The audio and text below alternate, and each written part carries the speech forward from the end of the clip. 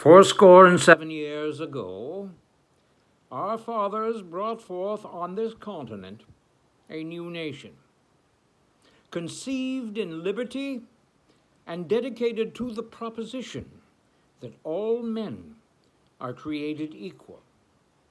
Now we are engaged in a great civil war, testing whether that nation or any nation so conceived and so dedicated can long endure.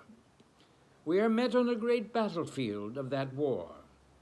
We have come to dedicate a portion of that field as a final resting place for those who here gave their lives that that nation might live.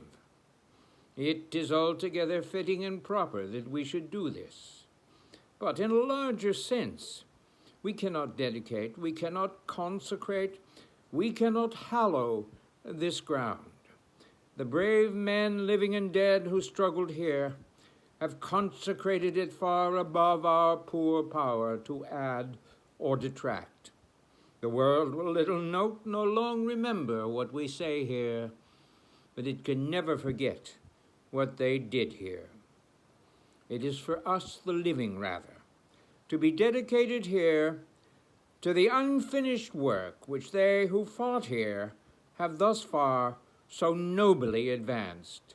It is rather for us to be here dedicated to the great task remaining before us, that from these honored dead we take increased devotion to that cause for which they gave the last full measure of devotion, that we here highly resolve that these dead shall not have died in vain, that this nation, under God, shall have a new birth of freedom, and that government of the people, by the people, for the people, shall not perish from the earth.